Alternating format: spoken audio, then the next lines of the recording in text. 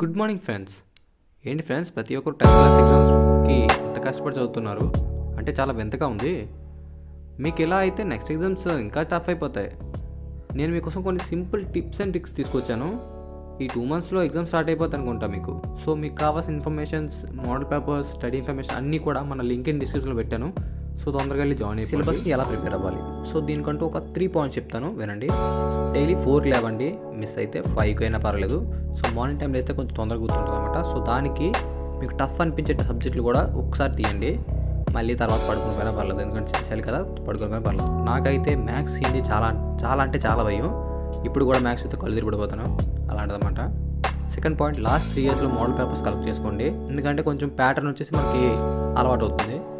Third వచ్చేసి మీకు చదువుతున్నప్పుడు బోర్ కొట్టినా, ఏవైనా చేయాలనిపించినా సో ముందు అవి చేయండి. సో లైక్ గేమ్స్ ఆడాలనిపిస్తుంది అనుకోండి, సో బయటికి వెళ్ళి గేమ్ ఆడితే వచ్చేయండి, నో ప్రాబ్లం. సో మీరు ఎంతైతే సేపు గేమ్ ఆడుతుంటారో అంతేసేపు ఒకసారి బుక్స్ తీయండి సార్. ఈ 2 months కొంచెం మొబైల్ గేమ్స్కి దూరం పెట్టేయండి. All the best for your exams. ఇంకా ఇంపార్టెంట్ ఇన్ఫర్మేషన్ ఫాస్ట్గా కావాలి అంటే వాట్సాప్ గ్రూప్లో జాయిన్ అవ్వండి. And don't forget to subscribe.